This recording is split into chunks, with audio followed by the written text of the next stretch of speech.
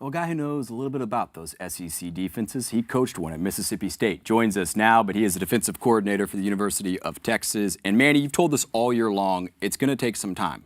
We see it in practice. It's coming. It's coming.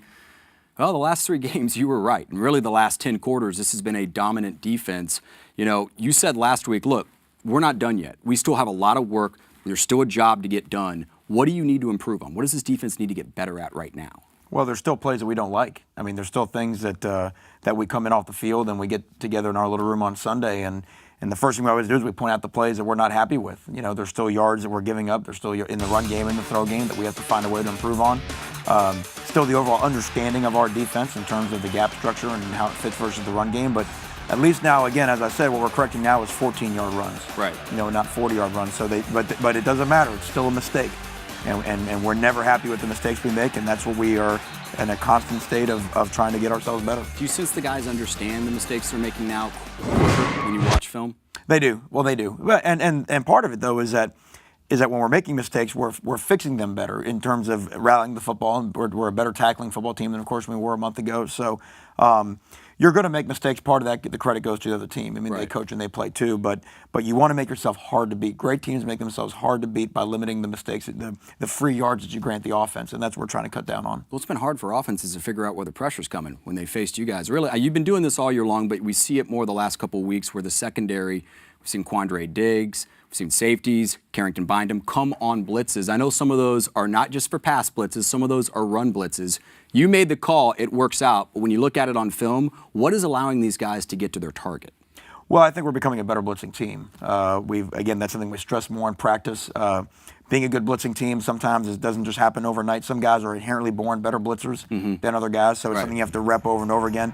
But part of the issue too is the quarterbacks that we've played the last couple weeks. You know, Steele Jansen's a very hard guy to sack, and we felt the same thing last year. We sacked him, I think, 3 times last year, twice this year, and could have had 3 or 4 other ones in both games. So what we have tried to do is put more athletes around him by putting more DB blitzes and things like that, because if he's a fast guy, the better way to get him on the ground is put a bunch of fast guys around him. So right. We are timing our blitzes better. We're bringing our blitzes better, and then we're getting fast guys that can get those fast quarterbacks on the ground. Well, the pace of the Big 12, not only during the game, but also just during the season, you finally get one of those.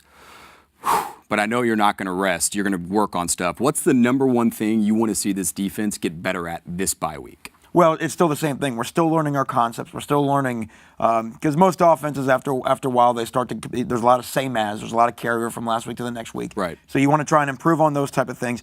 It is a bye, but it's not a full bye. It's sort of a half a bye. Right. We do play on a Thursday, so our players will get some time off to heal, which is important. This time of year, everybody's banged up this time of year, but we've got to get going on TCU. They have an excellent football team. They have a very diverse offense, a lot of ways that they can attack you in the run and the pass. Well, you may have just answered my next question. It's obvious you were doing this at ESPN for a little while, but you talk about healing, and is it your inclination with that kind of week and a half to rest the guys and get them healed, or to continue to work them pretty hard, which you've been doing in practice? I think you have to find a balance between both. And when you say work hard, you can work hard with in different ways. You know, obviously we have to work hard with high tempo. We still have to bang in practice, but we can still be smart in terms of how much we do and how far out from the game that we do it. We also have to assess the guys individually. Some are more banged up than others, and I think we'll be smart about it. When I watch TCU on offense, I have fun watching a Gary Patterson offense. But then again, I cover this, and I'm also a fan. You have to deal with it. When you put TCU on tape, what scares you about him? Well, I think you mentioned Gary Patterson's a great coach. He's a defensive coach, and usually his offense is going to have things that defenses don't like to see. And it all starts with running the quarterback. You know, they're going to run the option. They're going to run all the quarterback zone reads and power reads. And anytime you turn the quarterback into a runner, you pick up an extra blocker. So, and then they're still very diverse in the passing game. They have outstanding wide receivers that can make plays down the field. So it's a stress to your coverage vertically. And I think they've got a batch of running backs that have really gotten better week in and week out. So again, it'll start with no big plays. Right. We don't give up big plays. It seems like the score gets held down, and then we can do a great job in the run game, and then we can play on third down. And they'll definitely throw some trick plays out there. Texas with just a great play all the way around for the first play, the wishbone play. Defensively, when you look at that, how do you think the Texas defense would have reacted to that play? Well, for the first play of the game, you always have your antennas up, and Coach Keenan does a great job reminding his defensive backs.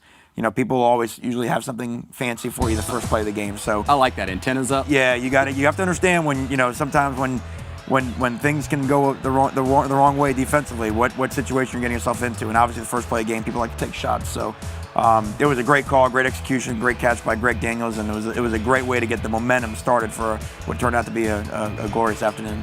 All right, well, it was an incredible afternoon. Like you said before, I don't think you could have scripted Saturday any better. Manny, defense looks great. We appreciate the time. My pleasure. Thank you.